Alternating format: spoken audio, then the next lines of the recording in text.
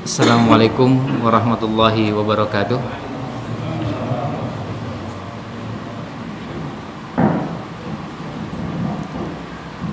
Innal hamdalillah nahmaduhu wa nasta'inuhu wa nastaghfiruh wa na'udzu billahi min syururi anfusina wa min sayyiati a'malina. May yahdihillahu fala mudhillalah wa may yudlil fala hadiyalah. Wa asyhadu an la ilaha illallah wahdahu la syarikalah wa asyhadu anna Muhammadan abduhu wa rasuluh. Allahumma shalli wa sallim ala nabiyyina Muhammad wa ala alihi wa sahbihi ajmain, amma ba'd.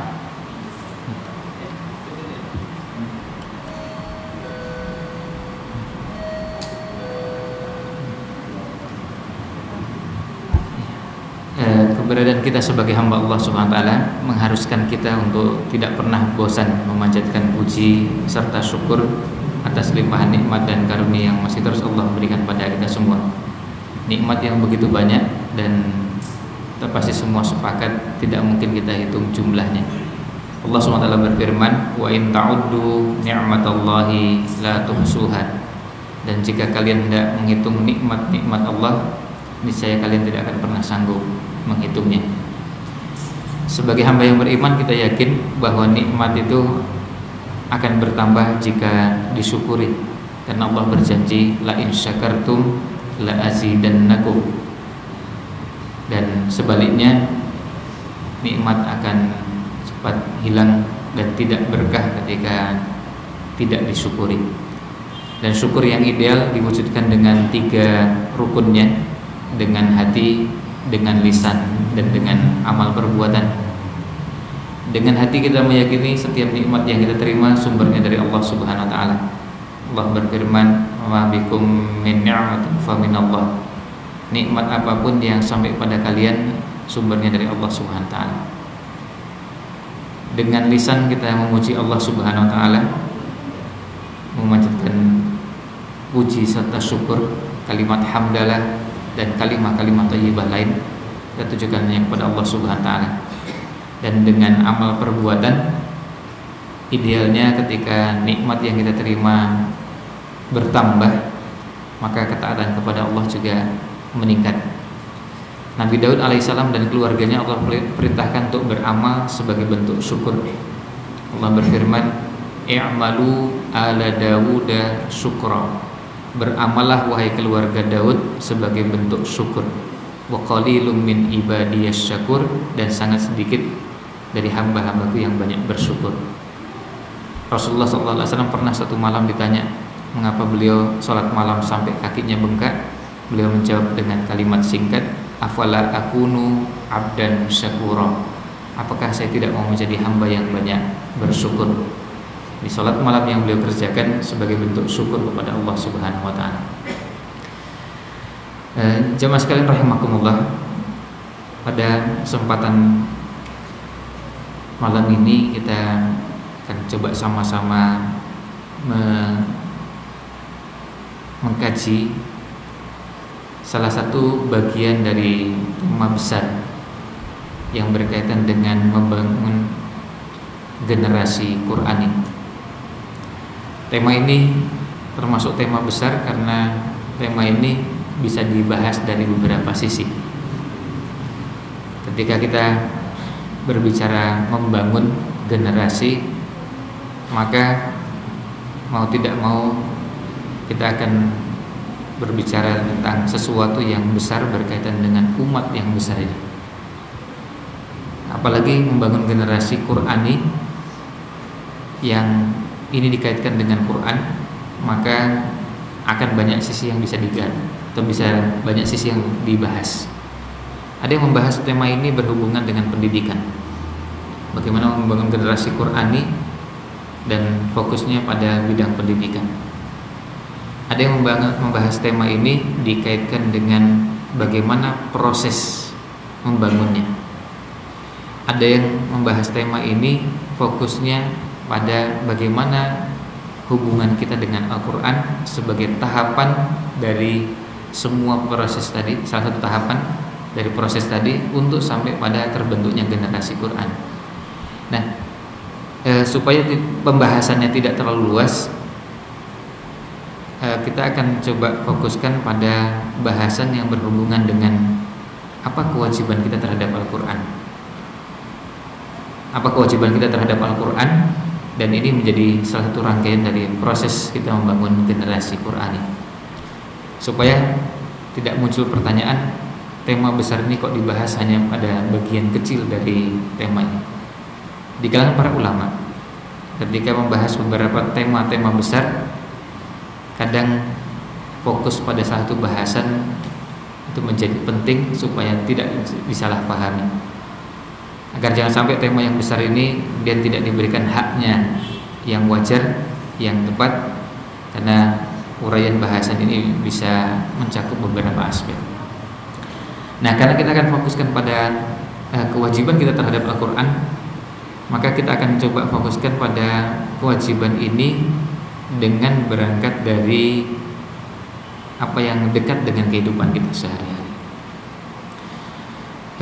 Kewajiban kita terhadap Al-Quran ini bisa dijabarkan dalam beberapa poin, dan beberapa ulama membahasakannya dan menuliskan dalam bentuk poin-poin dan angka-angka yang satu dengan yang lainnya saling melengkapi.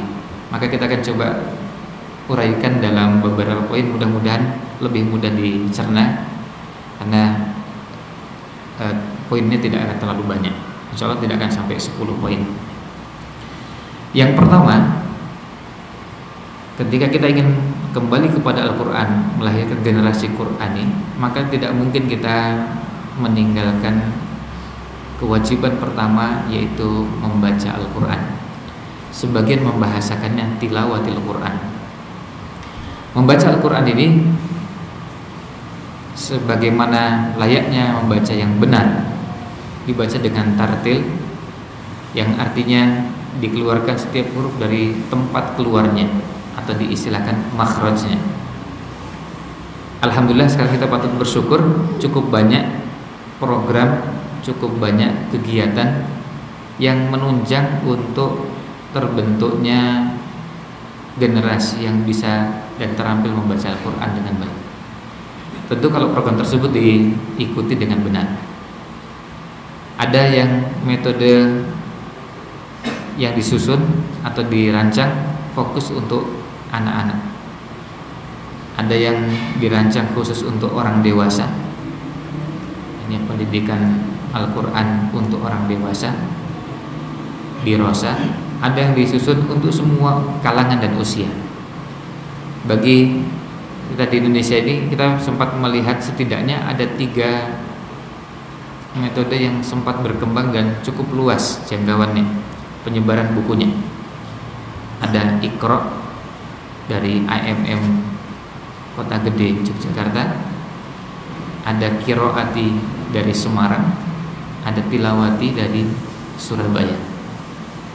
Dan tentu 3 ini tidak bermaksud untuk membatasi bahwa cuma 3, tapi ini yang cukup banyak berkembang. Kalau dulu dengan metode yang sederhana dan orang membahasakannya tradisional, tapi apapun metodenya, yang paling penting adalah bagaimana proses belajar tersebut ditempuh dan setiap huruf diberikan haknya. Cara terbaik adalah belajar langsung dari mulut ke mulut. Hanya dari ucapan sang guru ditirukan oleh muridnya, atau bacaan muridnya diperhatikan oleh gurunya sehingga pengucapannya bisa benar. Misalnya kalau kita mengucapkan huruf-huruf hijaiyah, ada beberapa pengucapan huruf hijaiyah yang dipengaruhi kebiasaan di daerah. Ada yang terbiasa mengucapkan huruf fa jadi pa, ya. F jadi P. Ada yang terbiasa mengucapkan huruf Z jadi J, Z jadi J. Ada yang terbiasa mengucapkan huruf Ain jadi Ngain. Ada yang punya kebiasaan mengucapkan huruf Ro jadi Ra. Dan di beberapa daerah punya kelemahan-kelemahan pada bagian-bagian tertentu. Tapi alhamdulillah sejarah membuktikan bahwa dari semua wilayah di Indonesia kita menemukan qari, Quran dengan tingkat kefasihan yang luar biasa. Dari semua daerah kita bisa menemukan qari nasional bahkan sampai level internasional dari beberapa daerah dengan latar belakang kebiasaan pengucapan beberapa huruf yang dalam sehari-hari jelas tidak sesuai dengan kaidah tajwid. Tapi begitu masuk ke Quran mereka bisa dengan fasih. Ini berarti bahwa ini bisa dilatih dan dibiasakan. Ada yang melatihnya dengan bantuan alat-alat sederhana yang ada di tubuhnya. Jadi misalnya menggunakan telapak tangan untuk mengecek apakah pengucapan hurufnya sudah benar. Pengucapan huruf jim bisa dicek dengan kita meletakkan telapak tangan di depan. Pada saat mengucapkan huruf ja, kalau diucapkan dengan angin yang terlalu keras berarti pengucapannya salah, karena huruf ja, jim itu tidak diucapkan dengan tekanan yang kuat. Jadi ja. Dan juga tidak mengeluarkan cairan. Dia nggak sampai gerimis. Ja muncrat ke telapak tangan. Kalau sampai keluar cairan berarti ada yang salah dalam pengucapannya. Nah, masing-masing bisa mencoba mengembangkan bagaimana caranya membantu memudahkan mengucapkan huruf-huruf hijaiyah lalu membaca Al-Quran dengan benar. Nah, proses ini proses yang harus ditempuh oleh setiap muslim dan muslimah. Mengucapkan dengan benar sampai ketika membaca Al-Quran sebagaimana Al-Quran tersebut diturunkan kepada Rasulullah SAW. Nah, inilah yang menjadi targetnya. Setelah belajar, maka kalau sudah mulai bisa membaca Al-Quran, pekerjaan masih di poin nomor 1 ini adalah meluangkan waktu, mengagendakan secara rutin jadwal membaca Al-Quran. Bukan hanya sekedar yang penting membaca, tetapi perlu diagendakan dan harus ada peningkatan. Ada yang mungkin sehari 1 halaman, ada yang sehari 1 lembar, ada yang sehari setengah juz, ada yang sehari 1 juz, ada yang sehari, dan seterusnya. Ada proses membaca yang itu akan membuat seseorang semakin terampil dan fasih. Belajar huruf hijaiyah tanpa dibiasakan dipraktikkan pada membaca Al-Quran tidak akan membuahkan hasil yang optimal. Maka kita perlu membiasakan dan sering. Ada cara yang sederhana kalau ingin dilatih juga dengan baik, dibaca dalam sholat. Pada sholat wajib, sholat sunnah, apalagi pada qiyamul lail, kita punya waktu sangat luang membaca dalam durasi yang sangat panjang sesuai dengan hafalan masing-masing. Tapi kita bisa mengucapkannya dengan pelan, tenang, dan makharijul hurufnya bisa dikeluarkan sebagaimana mestinya. Ini kewajiban yang pertama. Kita juga patut bersyukur masih di poin yang pertama ini, bukan cuma di Indonesia, di beberapa belahan dunia yang lain proses belajar membaca Al-Quran ini berkembang dengan pesat, dan kita bisa menemukan beberapa anak-anak dari negara-negara yang mereka sama sekali tidak paham bahasa Arab, tidak bisa berbicara bahasa Arab, tapi kalau sudah membaca Al-Quran sangat fasih. Nah, ini yang pertama, kewajiban kita terhadap Al-Quran. Yang kedua, kewajiban berikutnya terhadap Al-Quran adalah menghafalnya. Menghafal ini masing-masing sesuai dengan kemampuan yang dimiliki, dan beberapa ulama termasuk beberapa peneliti pernah menyampaikan dalam beberapa kesempatan bahwa di otak manusia Allah sediakan ruang, yang ruang tersebut khusus untuk membaca, untuk menghafal Al-Quran.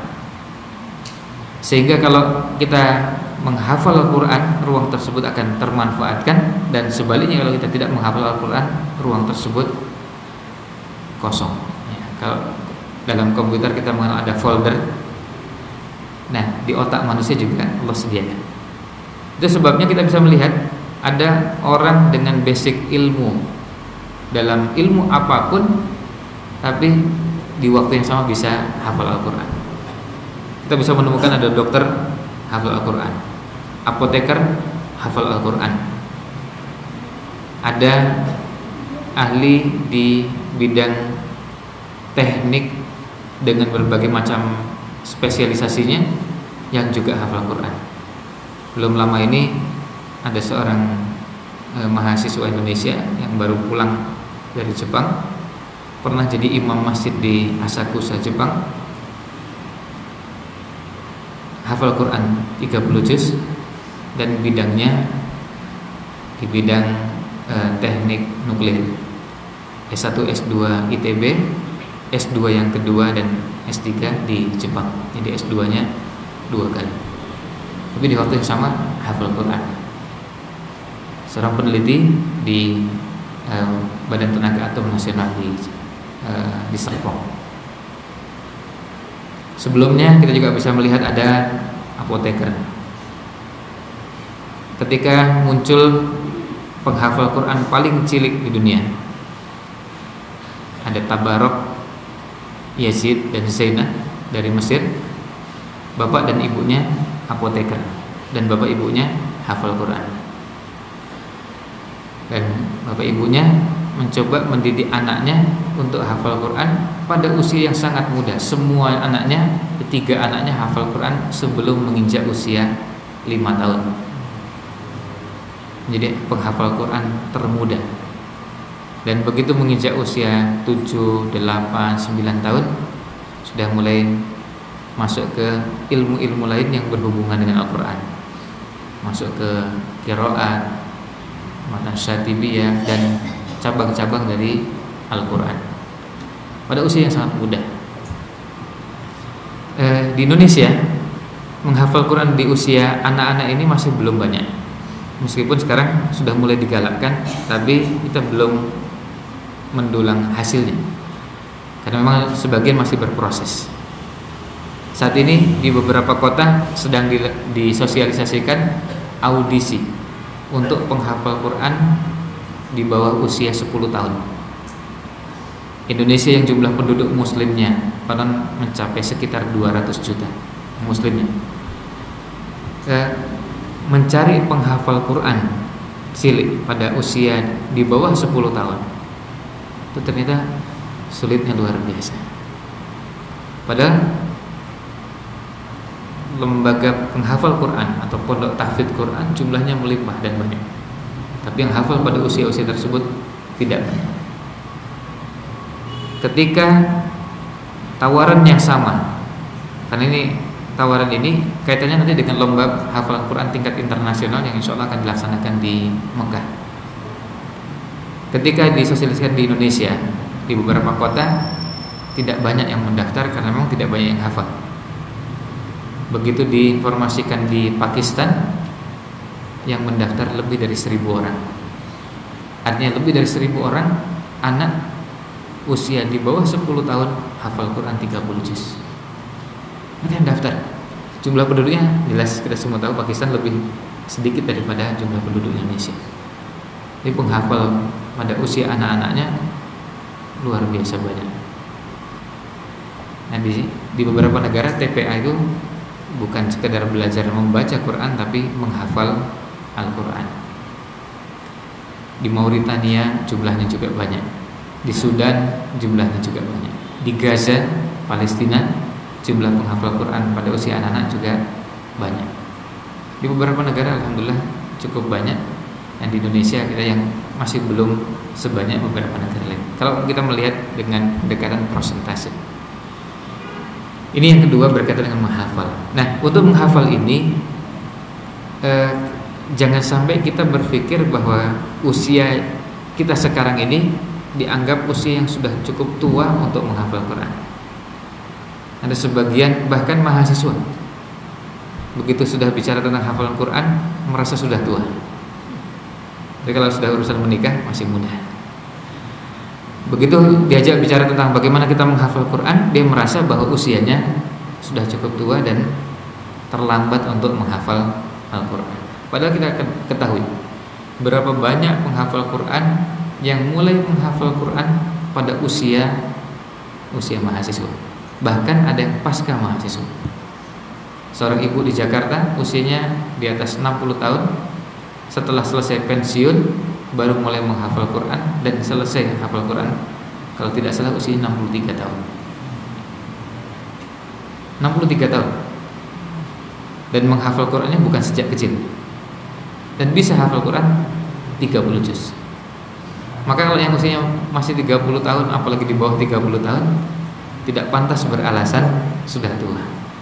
Kalau 60 tahun bisa hafal, dan saya sempat mendengar penuturan beliau, membaca penuturan beliau setelah selesai menghafal Quran, dan beliau rencananya akan menulis buku pengalamannya menghafal Quran. Pengalamannya menghafal Quran. Karena salah satu yang memotivasi orang dan mencerahkan, menginspirasi orang adalah semangat beliau, dan beliau mengatakan saya sejak awal punya tekad menghafal Quran dan harus hafal Quran. Nah, gimana caranya? Nah, itu teknis. Tapi kalau sejak awal sudah menetapkan dalam dirinya, menganggap bahwa nggak mungkin menghafal Quran 30 juz, atau sejak awal beranggapan ya cukup juz 30 lah. Kalau saya 30 juz tapi juz 30, ya hafalnya cuma itu. Nah, ini penghafal pada usia itu. Dan penghafal pada usia muda juga kita bisa temukan banyak dari dulu sampai sekarang yang menghafal Quran di usia-usia mahasiswa atau pasca mahasiswa. Saya kebetulan mengajar di UGM, pernah ditemui oleh mahasiswa, dan dia datang mau curhat, dia mau cerita keluh kesahnya yang dialami. Dia mengatakan bahwa saya ini sampai sekarang belum hafal Quran. Saya sempat kaget, ada mahasiswa UGM begitu risau belum hafal Quran 30 juz. Saya bilang, sekarang hafalannya sudah berapa? Ya, sekarang baru 21. Hanya belum selesai 30 juz. Dalam hati, kalau mahasiswa UGM nggak hafal Quran kan orang menganggapnya biasa. Mahasiswa UIN saja mayoritas tidak hafal Quran kan, yang secara khusus belajar ilmu syar'i, bahkan yang jurusan tafsir hadis sekalipun kan mayoritas tidak hafal Quran. Maka kalau yang kuliah di UGM jurusan teknik, jurusan ini dan itu, kalau tidak hafal Quran tentu wajar dan biasa. Ternyata apa? Dorongan dari orang tua yang luar biasa. Dia bercerita bahwa kami bertiga, ya, jadi 3 bersaudara, sama-sama kuliah di UGM. Yang 2 sudah selesai hafalan Qurannya 30 juz selama kuliah di UGM. Selama kuliah di UGM, dan dia bilang tinggal saya sendirian yang belum. Ternyata dorongan kuatnya muncul dari orang tua, dan orang tuanya pesan, ya, silakan kuliah bawa ijazah, tapi juga bawa hafalan Quran 30 juz, baru boleh pulang ke rumah. Bayangkan kalau seandainya orang tua seperti ini, jumlahnya banyak, kan banyak yang nggak bisa pulang. Ya, maksudnya memotivasi supaya lalu belajar. Bisa pulang tapi harus hafal Quran. Bagaimana caranya? Anak seusia mahasiswa tentu bisa berpikir, apakah ikut ma'had tahfidz Quran, apa ikut program menghafal Quran khusus mahasiswa, apa ikut ini dan itu. Yang jelas pokoknya lulus hafal Quran 30 juz. Dan itu bisa dengan IPK juga yang memuaskan, dengan IPK yang memuaskan, beragam. Ada yang di atas 3,25, ada yang di atas 3,5, dan tetap hafal Qurannya 30 juz. Nah, ini tadi bukti bahwa kalau kita menghafal Quran itu tidak berarti akan ada yang hilang. Ya. Akan ada yang hilang atau kemampuan pada bagian tertentu yang kemudian tidak bisa berkembang. Nah, ini yang berkaitan dengan menghafal Quran. Jadi sekarang masing-masing bisa mencoba berpikir kira-kira targetnya kapan akan selesai menghafal Al-Quran. Kalau kita tidak punya target, maka tidak akan menghafal. Dan harus dicanangkan sejak sekarang. Nah, beberapa tahun yang lalu ketika masih kuliah di Madinah, ada salah seorang syekh yang mengajar di Masjid Nabawi, dan kebetulan saya hadir di majelis beliau. Beliau bercerita tentang seorang bapak, atau mungkin lebih pasnya dikatakan kakek, karena usianya sudah lebih dari 60 tahun, datang menemui syekh di Masjid Nabawi dan menyampaikan keinginannya untuk menghafal Quran. Syekh ini lihat orang tua sudah usia lebih dari 60 mau menghafal Quran. Tapi orang tua ini berhasil meyakinkan kepada Syekh, pokoknya saya akan menghafal Quran. Apa yang terjadi? Setelah itu Syekhnya mempersilahkan, ya, silakan coba dibaca ayat ini. Karena kalau orang mau menghafal Quran tentu perlu dicek juga bacaannya sebelum beranjak menghafal. Apakah kemampuan membacanya sudah baik atau kurang baik atau tidak baik, maka perlu dibenahi pada bagian mana sebelum masuk. Ternyata lebih mengagetkan lagi, orang tua ini mengatakan saya belum bisa baca Quran. Sudah lebih dari 60 tahun belum bisa baca Quran, cita-citanya menghafal Quran. Apa yang dilakukan? Ternyata orang tua ini berhasil meyakinkan kepada Syekh, pokoknya saya akan menghafal Quran. Akhirnya diizinkan. Nah, sejak itu mulai belajar membaca Al-Quran sampai lancar, kemudian mulai menghafal Quran. Dalam waktu 5 tahun hafal Quran 30 juz. Usia mulai menghafalnya kapan? Setelah 60 tahun. Dan ini di beberapa tempat ada yang kondisinya jauh lebih sulit dari kita. Beberapa tahun yang lalu sempat ada lomba hafalan Quran tingkat internasional. Ada salah seorang penghafal Al-Quran dari salah satu negara bekas yang bekas Uni Soviet. Saya lupa nama negaranya, apakah Tajikistan, Uzbekistan, Kazakhstan, ya pokoknya yang ya Tantan ya, ya sekitar situlah. Nah, ketika diminta untuk cerita,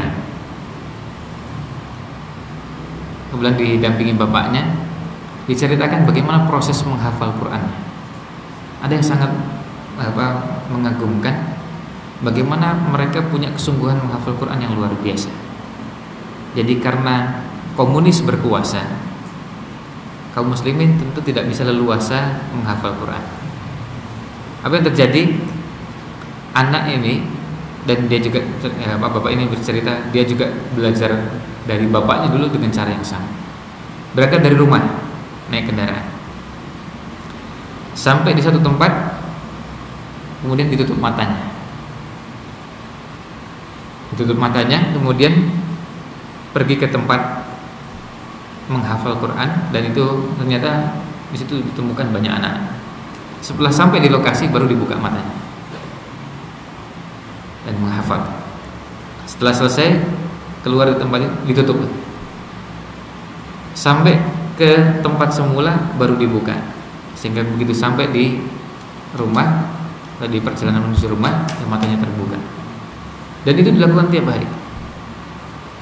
Ketika ditanya kenapa pakai ditutup matanya, ini matanya, kalau seandainya anak ini ketangkap oleh tentara komunis, oleh tentara Uni Soviet, dia disiksa dan diminta untuk menunjukkan di mana tempat menghafal Quran, dia nggak akan bisa menunjukkannya karena ditutup matanya. Sampai disiksa seperti apapun dia nggak bisa menunjukkan. Dia cuma bisa menunjukkan ya sampai di sini. Terus kemana nggak tahu. Terus diajak jalan pokoknya nyampe. Dan kalau jalan kan bisa aja. Jalannya misalnya dari lokasi pertama berangkatnya ke selatan, setelah ditutup balik lagi. Tempatnya sebetulnya di utara, kan bisa begitu. Pokoknya anak ini jangan sampai tahu. Karena kalau menghadapi penyiksaan antara komunis, maka kalau sampai ketahuan tempat itu akan dihabis. Dan ternyata apa? Ternyata ada yang memberikan informasi bahwa setelah orang tersebut cerita dalam kesempatan lomba hafalan Quran tingkat internasional tadi, tidak lama kemudian pemerintah komunis menutup tempat menghafal Quran tadi. Jadi itu kejadiannya baru sekali tahun 2000-an. Saya lupa 2010, 2011, pokoknya tahun-tahunnya masih di tahun-tahun ini. Artinya nggak jauh dari tahun 2015 ini. Nah, mereka bisa hafal Quran dan bisa hafal Quran 30 juz dengan semua keterbatasannya. Sekarang ini kita mau menghafal Quran, sekian banyak pesantren tahfidz Quran membuka pintunya. Bahkan banyak pesantren tahfidz Quran yang gratis. Yang penting mau menghafal Quran. Di Jawa, pesantren tahfidz Quran itu banyak yang cari murid dengan fasilitas gratis. Yang penting ada yang mau menghafal Quran, disediakan fasilitas. Tentu fasilitas dalam artian tempat tinggal, makan, dan ya, kebutuhan pokoknya. Dia bisa menghafal Quran dengan leluasa dan bisa menyelesaikan sesuai dengan kemampuan. Ada yang waktunya 1 tahun, ada yang 1,5 tahun, ada yang sampai 2 tahun. Tapi yang jelas kesempatannya terbuka luas. Tapi penghafal Qurannya tidak banyak, yang minat tidak banyak. Ini sekali lagi kewajiban kita kepada Al-Quran, dan semua yang hadir punya kewajiban. Kalau ada yang merasa bahwa menghafal Quran itu berat, sulit, mungkin kita belum menemukan caranya, atau mungkin belum menikmati suasana menghafal Quran. Jadi kita belum tahu triknya sebenarnya gimana caranya menghafal Quran. Sekarang ini program menghafal Quran, dari yang mulai program menghafal Quran 2 tahun, setahun, 6 bulan, dan di Indonesia ada penghafal Quran tercepat kalau tidak salah 80 hari. Dia menghafal Quran dalam waktu 80 hari. Kemudian ada yang bikin program, dan ini sedang dikembangkan oleh beberapa tempat di beberapa kota.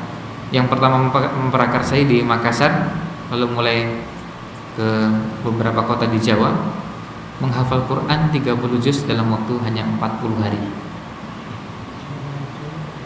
40 hari. Tentu ada standarnya, ada kriterianya. Ya, kebetulan kita juga di Jogja buka program itu. Kemarin ada yang buka programnya, kebetulan kita buka secara berkala. Ada yang mendaftar 3 orang, yang menyelesaikan 1, yang 2 lainnya di atas 20 juz dalam waktu 40 hari. Nah, ada seleksinya sebelum masuk program seperti ini. Perlu dicek kemampuan membacanya. Nah, mungkin ikut program ini bacaan Qurannya masih terbata-bata, atau masih Iqra jilid 4 misalnya, nggak bisa. Harus sudah sangat terampil dan fasih. Bahkan dicek kemampuannya membaca Al-Quran dengan cepat. Jadi nggak bisa kalau masih bacaan Qurannya Alhamdulillah, nah itu nggak bisa. Kalau masih pelan seperti ini, harus dicek kalau membaca dengan cepat apa bisa, dan seberapa cepat kalau membaca Al-Quran Kemudian dicoba dites menghafal Quran dalam waktu 1 atau 2 menit. Disediakan waktu 1 menit, bisa menghafal berapa ayat atau berapa baris. 2 menit berapa ayat yang bisa dihafal. Nanti bisa ketahuan dalam sehari. Dan kita agendakan dalam sehari 14 jam untuk menghafal Quran. Sisanya untuk makan, tidur, dan yang lainnya. Ini hanya nggak sampai 24 jam, nggak sampai 18 jam. Jadi 14 jam dibagi waktunya dalam sehari. Dan alhamdulillah sudah banyak yang mencoba ini. Ide ini pertama kali muncul dari Sudan. Dan kita ketemu dengan orang yang ikut merancang program. Di Sudan diuji cobakan ke mahasiswa yang tidak belajar ilmu syar'i, mahasiswa teknik, mahasiswa kedokteran, mahasiswa jurusan ilmu sosial. Pas liburan dicoba ikut program menghafal Quran 40 hari. Ternyata apa? Ternyata banyak yang bisa menyelesaikan. Banyak yang bisa menyelesaikan dalam waktu 40 hari. Nah, lalu kemudian diuji cobakan yang kedua kalinya, ketiga kalinya, dan terus akhirnya dicoba di Indonesia. Dan di Sudan memang metode menghafal Quran itu caranya sedikit berbeda dengan kalau kita di Indonesia. Kalau di Sudan pesantren tahfidz Quran itu menghafal Quran bukan menggunakan mushaf, tapi menggunakan papan. Setiap hari papan itu ditulisi ayat-ayat yang akan dihafal. Jadi mereka belajar nulisnya, nulis Al-Quran sekaligus menghafal yang ada di papan itu. Nanti sampai sudah hafal, kemudian disetorkan, gurunya mengecek hafalan sekaligus mengecek tulisannya. Maka kelebihannya mereka menghafal itu sekaligus nulis. Maka orang yang menghafal Quran 30 juz berarti dia juga pernah menulis Al-Quran 30 juz.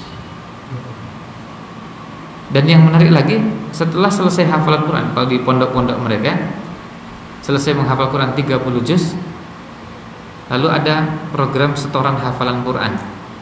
Dan ada program setoran hafalan Quran sehari harus nyetorkan 30 juz. Sehari nyetorkan 30 juz. Jadi acaranya memang ya cuma Quran aja. Ya, ada istirahatnya. Ada istirahatnya untuk makan, minum, setelah itu nyetorkan lagi. Ada istirahatnya untuk sholat, ada istirahatnya lagi nanti untuk tidur malam juga tetap ada. Dan bisa dalam waktu 1 hari 30 juz. Disetorkan berapa kali? Selama 1 tahun. Lebih kurang 350 kali. 30 juz disetorkan sebanyak 350 kali. Maka kuat sekali hafalan mereka. Nah, sementara guru-guru mereka ada yang sudah nyetorkan atau mengulang hafalan Quran sampai sebanyak 2000 kali. 2000 kali membaca Quran. Saya sempat ingat 2000 kali. Iya. 2000 kali mengulang Al-Quran dari Al-Fatihah sampai An-Nas. Al-Fatihah sampai An-Nas. Ada yang memang berlangsung beberapa tahun. Tapi angka yang sudah dilakukan ada yang sudah sampai 2000 kali, bahkan ada yang sampai menembus angka 3000 kali. 3000 kali itu membaca Quran dari awal sampai akhir dengan hafalan. Dengan hafalan. Sehingga hafalan mereka sangat kuat. Maka kita lihat ada penghafal Quran di beberapa negara itu sangat kuat hafalan. Sangat kuat hafalan karena memang saking seringnya diulang. Ya sama dengan kita juga karena sering mengulang inna a'tayna al-kautsar kan jadi hafal. Wal asri hafal. Idza jaa nasrullahi wal fath hafal. Surat-surat favorit ya, itu banyak yang hafal karena diulang terus. Coba kalau yang diulang itu Al-Baqarah, Ali Imran, An-Nisa, kan tentu hasilnya jadi berbeda. Nah, tapi intinya sekali lagi targetkan menghafal Quran. Dan ketika mentargetkan jangan tanggung-tanggung, jangan targetkan ya targetnya cukuplah juz 30. Targetkan 30 juz. Dan targetnya kapan? Mau selesai setahun, 2 tahun, 3 tahun, 5 tahun, tapi jelas punya target. Karena orang yang punya target itu lebih terarah. Kalau orang gak punya target, dia hanya mengatakan dia insya Allah nanti menghafal. Dari dulu insya Allah. Sudah 5 tahun masih insya Allah juga. 10 tahun ya insya Allah. Tapi nggak jelas. Tapi kalau punya target, targetnya 10 tahun itu jelas. Sehari berapa ayat yang dibaca atau berapa baris yang dibaca kalau targetnya 10 tahun. Targetnya 5 tahun juga sudah ada ulama yang menghitung. Kalau kita ingin menghafal Quran sehari menghafal berapa halaman. Kalau 2 tahun berapa halaman, sampai 5 tahun bisa diketahui. Dan sekarang dengan mushaf cetakan Madinah semuanya bisa diagendakan. Mau 5 tahun berarti sehari menghafal sekian. Dan itu terukur. Yang jelas coba luangkan waktu untuk menghafal Quran. Alhamdulillah dari sejak dulu sampai sekarang ini menjadi kelebihannya Al-Quran. Bisa dihafal oleh semua usia. Bisa dihafal oleh semua usia dengan latar belakang berbeda-beda, bahasa ibu yang berbeda-beda, meskipun bukan orang Arab. Dan itu tidak seperti pada kitab suci umat agama lain. Karena Qur'annya kita sama, tidak ada yang berbeda. Dari Al-Fatihah sampai An-Nas tidak ada perubahan, tidak ada perbedaan, tidak ada penambahan, tidak ada pengurangan sekecil apapun. Jadi kalau kitab suci umat agama lain, orang masih bisa mendiskusikan yang asli itu versi yang mana. Misalnya begini, ada orang mau menghafal Injil. Kira-kira Injil yang dihafal Injil versi mana? Karena Injil bukan cuma satu versi. Bagi yang punya Injil tahun 80-an dengan yang beli Injil tahun 2015 bisa beda isinya. Sementara kalau kita beli Quran tahun 80-an dengan sekarang itu pasti sama. Kalau cuma beda cover, beda desain, layout itu ya perbedaannya bukan perbedaan Qurannya. Pakai red slating, nggak pakai red slating. Ya. Itu kan cuma casingnya. Tapi isinya sama, Al-Fatihah sampai An-Nasnya sama. Dan silahkan bisa dicek surat ke-17 itu surat apa. Itu sama dari dulu sampai sekarang.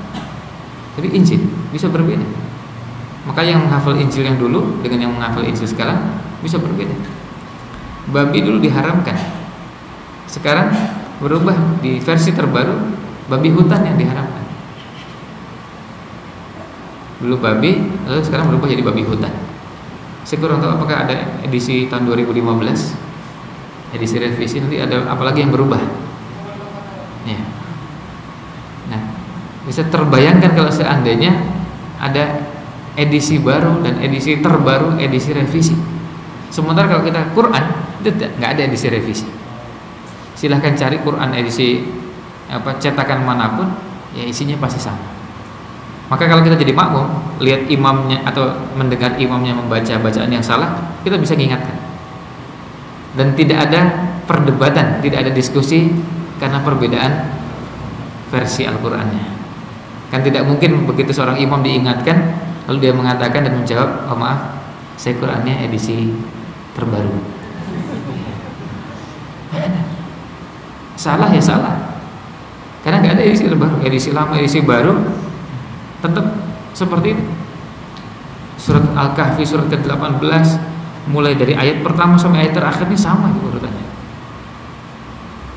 Mau menghafal Quran pakai cetakan lama, cetakan baru, Qurannya cetakan Indonesia, Qurannya cetakan Pakistan, cetakan Madinah, ya tetap itu aja. Tidak akan ada perubahan, tidak ada penambahan, tidak ada pengurangan. Sehingga kita menghafalnya dengan leluasa dan pasti sama. Kalau ada yang tidak sama, kita boleh koreksi. Jadi kita boleh tegur orang yang bacaannya tidak sama seperti mushaf yang kita hafal. Karena Qurannya sama. Nah, di umat agama lain sulit untuk menghafal itu. Apalagi kalau mau menghafal Injil tadi bahasa Indonesianya ada beberapa versi. Sekarang kalau kita mau hafal Injil versi bahasa Arab, kemudian Injil versi bahasa Inggris. Injil versi bahasa Inggris pun lebih dari satu versi. Maka kemudian muncul pertanyaan, Injil yang akan dihafal versi mana?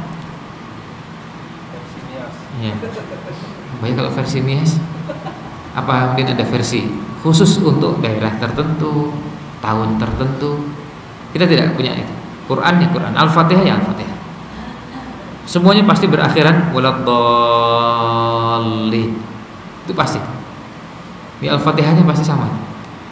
Kalau ada yang tidak sama seperti itu, kita boleh menegur dan kita berani mengatakan bacaannya salah. Karena memang Al-Fatihah di ayat ke-7-nya ditutup dengan kata tersebut.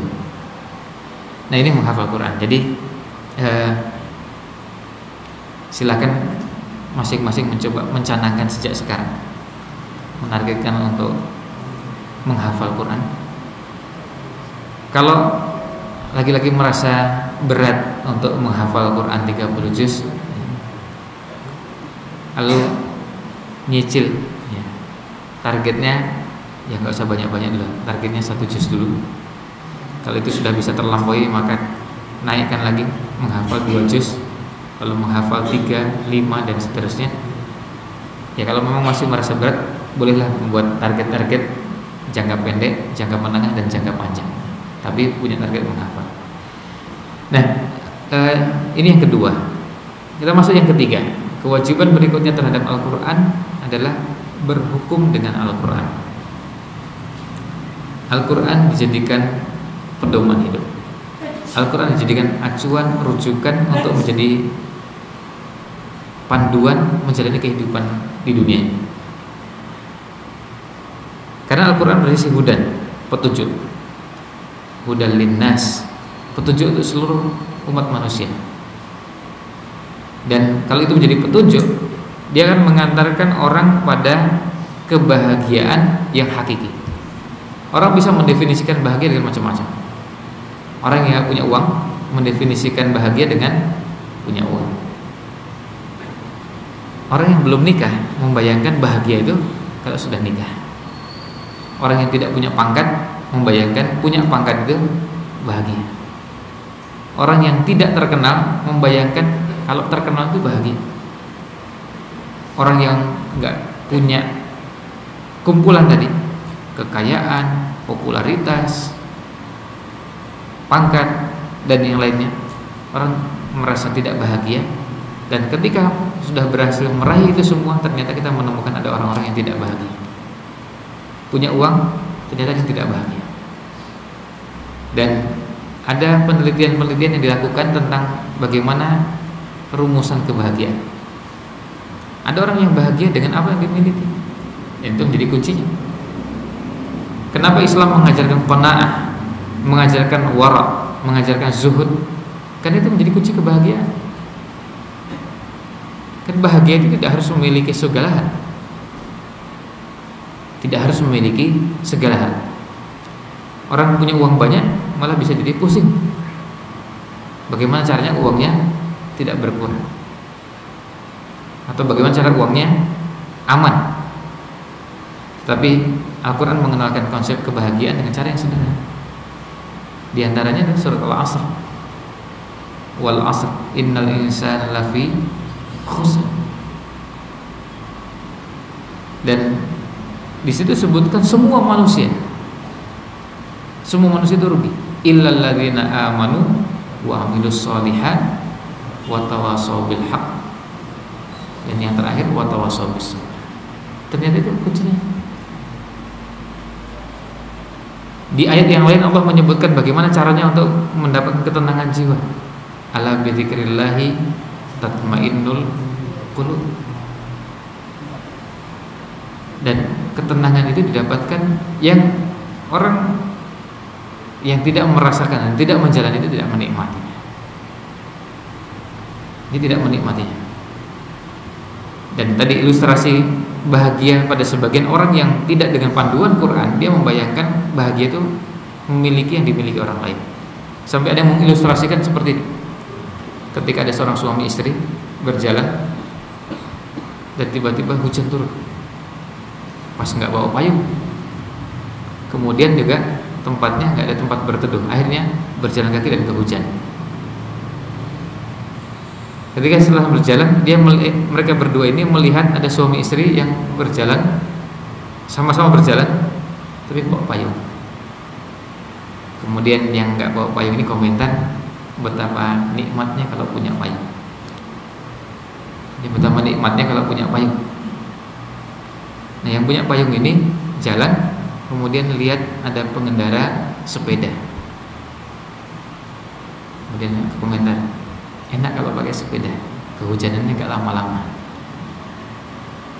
Yang naik sepeda melihat ada yang mengendarai sepeda motor, dan dia komentar, yang ini komentar, yang pakai sepeda motor lebih enak karena kehujanannya gak terlalu lama. Yang mengendarai sepeda motor melihat ada yang mengendarai kendaraan roda 4, mobil, tapi mobilnya mobil hijab tahun 80-an. Ya lumayan lah, yang penting gak kehujanan. Nah, disalib Fortuner atau Pajero Sport. Lalu komentar, betapa nikmatnya kalau naik kendaraan itu. Nah, yang naik Pajero atau naik Fortuner tadi, begitu jalan lihat yang jalan kaki, dan dia mengatakan, yang ini sama-sama suami istri, semuanya suami istri. Suami istri yang naik Fortuner tadi atau naik Pajero tadi, begitu lihat yang berjalan kaki, betapa mesranya dan betapa bahagianya mereka berdua yang hujan-hujanan. Jadi muter. Masing-masing tuh membayangkan kebahagiaan yang dimiliki orang lain. Karena berarti ada yang salah memahami kebahagiaan. Dan kalau begini caranya nggak selesai-selesai. Bayangkan sudah dengan kendaraan yang enak, empuk, nyaman, masih membayangkan yang enak itu yang itu jalan. Itu yang hujan-hujanan berdua suami istri. Wah, itu asiknya luar biasa. Ada kepuasan yang itu sulit untuk diungkapkan dengan kata-kata. Hujan-hujanan bareng suami istri. Kan kalau cuma naik kursi yang empuk, nggak kehujanan, itu nggak jadi bahan cerita. Tapi yang ini juga nggak menikmati. Dia membayangkan nikmatnya kalau pakai kendaraan. Nah, Al-Quran mengajarkan kita bagaimana qanaah, bagaimana zuhud, bagaimana iffah, bagaimana kita merasa cukup dengan apa yang Allah karuniakan. Ada ayat-ayat yang mengajarkan kepada kita bagaimana menyikapi kehidupan dunia. Nah, ini kita jadikan pedoman hidup. Makanya kita melihat di zaman sahabat radhiyallahu anhum, mereka merasa kebahagiaan yang luar biasa, meskipun tidak selalu bermakna mereka punya kekayaan yang melimpah. Karena bahagia itu tidak harus dengan makna kekayaan yang melimpah. Tapi ketika Allah berikan amanah kekayaan yang melimpah, mereka juga menikmati dan